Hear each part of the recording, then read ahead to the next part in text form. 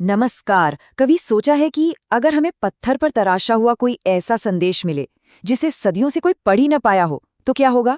आज हम प्राचीन भारत के ऐसे ही कुछ रहस्यों से पर्दा उठाने वाले हैं। गुमनाम शिलालेखों से लेकर शक्तिशाली साम्राज्यों के उदय तक की कहानी को समझेंगे। तो हमारी कहानी एक पहेली से शुरू होती है। एक ऐसी पहेली जो पूरे भारत में पत्थरों पर खुदी हुई थी। सदियों तक इन पुरानी लिपियों ने अपने राज अपने अंदर ही समेटे रखे। ये एक ऐसा कोड था जिसे मानो समय ने भुला दिया था और जो बस किसी के आने का इंतजार कर रहा था जो इसे फिर से समझ सके। तो फिर सवाल ये है कि इतने पुराने रहस्य को सुलझाने की शुरुआत आखिर की कैसे जाए। इसके लिए हमें एक ऐतिहासिक जासूस की तरह सुरागों को एक एक करके जोड़ना होगा ताकि ये कोड टूट सके। और इस रहस्य की चाबी मिली एक खास विज्ञान में जिसे हम एपिग्राफी कहते हैं, यानी प्राचीन शिलालेखों का अध्ययन। इसी विज्ञान ने आखिरकार इतिहास के एक पूरे के पूरे खोए हुए चैप्टर का ताला खोला। ये ऐतिहासिक सफलता मिली 1830 के दशक में और इसका पूरा श्रेय जाता है ईस्ट इंडिया कंपनी के एक अधिकारी जेम्स प्रिंसेप को। उनकी जबरदस्त मेहनत से ब्राह्मी और खरोष्टी जैसी पुरानी लिपियों को समझने में मदद मिली और सच कहूं तो इसने सब कुछ बदल कर रख दिया। प्रिंसेप की सबसे बड़ी खोज तब हुई जब उन्होंने दो बहुत अहम सुलागों को एक साथ जोड़ा। पत्थर के शिलालेखों में बार बार पियदस्सी नाम के एक शासक का जिक्र था।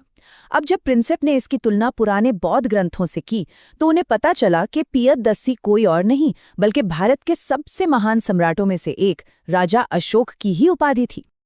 और जैसे ही ये कोड टूटा मानो पत्थरों ने बोलना शुरू कर दिया और उन्होंने जो कहानी सुनाई वो सिर्फ एक राजा की नहीं थी बल्कि भारत के शुरुआती राज्यों और शहरों के जन्म की कहानी थी। ये दौर यानी 6ठी शताब्दी ईसा पूर्व भारतीय इतिहास में एक बहुत बड़ा टर्निंग पॉइंट था। ये सिर्फ राज्यों के बनने का समय नहीं था, ये एक तरह की तकनीकी और आर्थिक क्रांति भी थी। लोहे का इस्तेमाल बढ़ रहा था जिससे बेहतर औजार और हथियार बन रहे थे और सिक्कों की शुरुआत ने तो व्यापार का पूरा चेहरा ही बदल दिया था।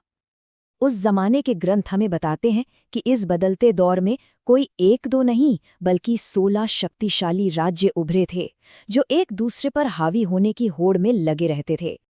इन राज्यों को महाजनपद के नाम से जाना गया जिसका सीधा सा मतलब है लोगों के बसने की बड़ी जगह। ये उस युग की पहली और सबसे अहम राजनीतिक इकाइयां थीं जिन्होंने आगे चलकर बनने वाले साम्राज्यों की नींव रखी। इनमें से मगध, कोशल और गांधार जैसे राज्य सबसे ताकतवर थे। ये सिर्फ इलाके नहीं थे, ये पावर के सेंटर थे जिनकी अपनी किलेबंद राजधानियां थीं, अपनी सेनाएं थीं और अपने राज्य को और भी ज्यादा फैलाने की जबरदस्त इच्छा थी। और इन 16 महाजनपदों में से एक यानी मगध बाकी सब पर भारी पड़ने वाला था। वो एक ऐसा विशाल साम्राज्य बनाने वाला था जैसा पहले कभी नहीं देखा गया था।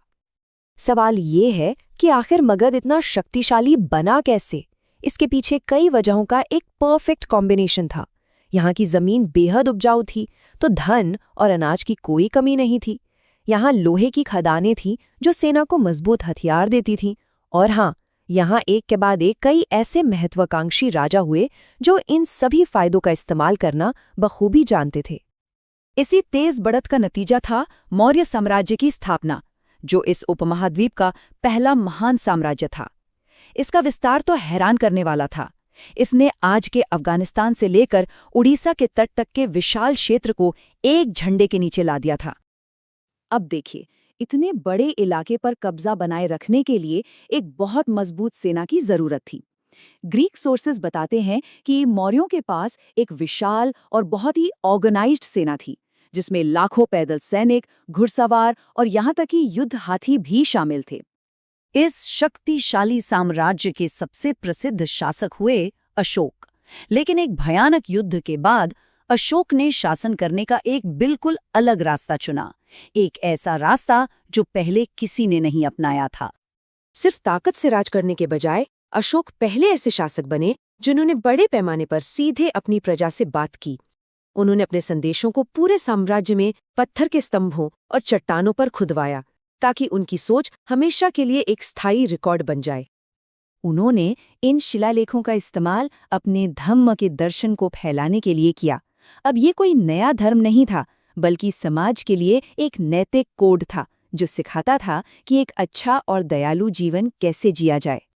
अशोक के धम्म के सिद्धांत बहुत ही सरल और यूनिवर्सल थे। इनमें बड़ों का आदर, सेवकों के प्रति दया, दान और सबसे बढ़कर सभी धर्मों के प्रति सहनशीलता और सम्मान पर जोर दिया गया था। ये एक शांतिपूर्ण समाज का उनका सपना था। लेकिन कोई भी साम्राज्य हमेशा के लिए तो नहीं रहता।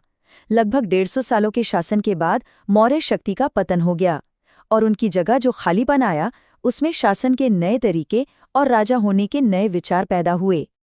हमें शासकों के खुद को पेश करने के तरीके में एक दिलचस्प बदलाव दिखता है। जहां मौर्य शासक राज्य की शक्ति दिखाने के लिए सिंह शीर्ष जैसे प्रतीकों का इस्तेमाल करते थे, वहीं बाद के शासकों ने खुद को सेंटर में रखना शुरू कर दिया। अक्सर वे अपने सिक्कों पर अपनी ही तस्वीर बनवाते थे, जो उनके दैवीय होने का संकेत देती थी। कुषाण शासकों ने, जिनका मध्य एशिया से भारत तक एक विशाल साम्राज्य था, इस विचार को एक कदम और आगे बढ़ाया। उन्होंने अपनी बड़ी बड़ी मूर्तियां बनवाईं, जिसमें वे खुद को सिर्फ एक राजा नहीं बल्कि एक दैवीय आकृति के रूप में पेश करते थे, जिनकी पूजा की जा सके। अपने शासन को और भी ज्यादा मजबूत करने के लिए उन्होंने देवपुत्र जैसी उपाधियां भी अपनाई, जिसका मतलब है ईश्वर का पुत्र। ये कोई मामूली दावा नहीं था, ये उनकी दैवीय स्थिति की सीधी घोषणा थी, जो लोगों पर नियंत्रण बनाए रखने का एक बहुत शक्तिशाली तरीका था। तो इस तरह एक भूली हुई लिपि को समझने से लेकर बड़े बड़े साम्राज्यों की खोज तक हमने देखा कि इतिहास कैसे सुरागों से जुड़ी एक कहानी है। हर शिलालेख, हर सिक्का, हर मूर्ति एक बहुत बड़ी पहेली का एक छोटा सा टुकड़ा है, जिसे इतिहासकार एक एक करके जोड़ते हैं। यह हमें याद दिलाता है कि इतिहास पत्थरों में लिखी कोई रुकी हुई कहानी नहीं है। ये तो खोज का एक जीता जागता मैदान है। और ये हमें एक दिलचस्प सवाल के साथ छोड़ जाता है, हमारे प्राचीन अतीत के और कौन-कौन से राज अभी भी पत्थरों में बंद हैं, जो बस खोजे जाने का इंतजार कर रहे हैं।